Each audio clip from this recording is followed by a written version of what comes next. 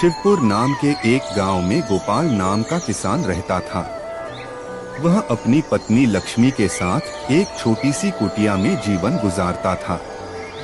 एक बार गांव में धान की रोपाई चल रही थी। सभी लोग सुबह सुबह अपने खेतों की ओर जाने लगे।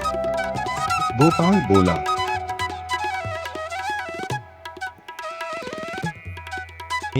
मैं जा रहा हूँ खेत पर, तुम खाना लेकर वहीं आ जाना।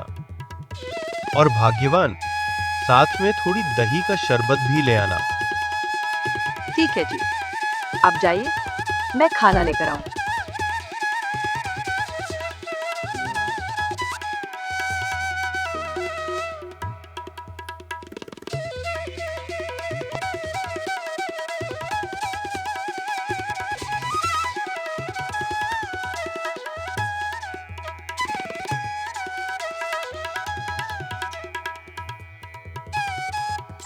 गोपाल अपने खेत में पहुंचता है और काम करने लगता है।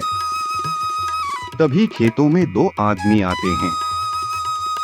वह थे गांव के मुखिया धर्मपाल और उनका खास आदमी रतन। साहब, यही है गोपाल।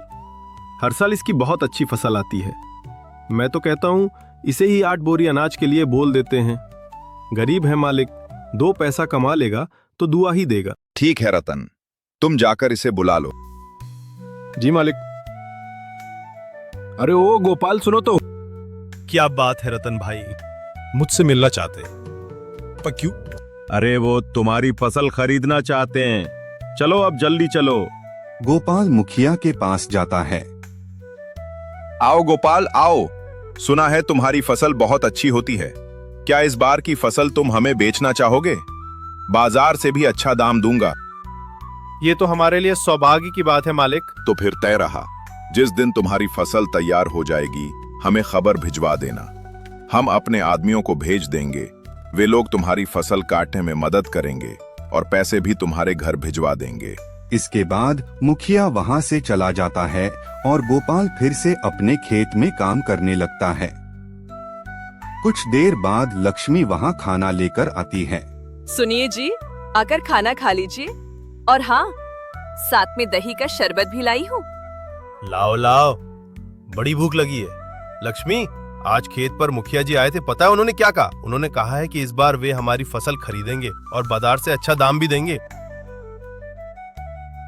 क्या कहा जी? ये तो बड़ी अच्छी बात है। ये सब भोलेनाथ की कृपा से हुआ है। अजी, मैं कहती थी ना, एक दिन सब ठीक हो जाएगा। हाँ लक्ष्मी, भोलेनाथ करें ऐसा ही हो। फिर दोनों साथ में बैठकर खेतों पर ही खाना खाते हैं।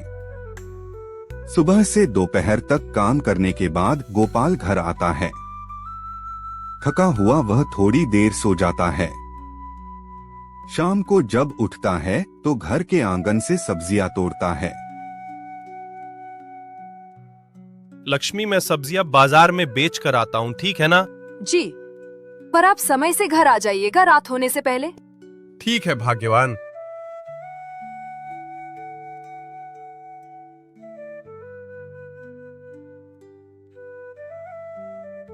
बाजार में सब्जियां बेचने के बाद गोपाल को एक बूढ़ी औरत दिखती है जो मछलियां बेच रही थी। बेटा गोपाल, भगवान की कृपा से आज मेरी सारी मछलियाँ बिक गईं। अब शाम भी हो रही है और मुझे घर भी जाना है। एक काम करो, 100 रुपए में तुम ये दोनों मछलियाँ ले जाओ। ये लो काकी, 100 रुपए।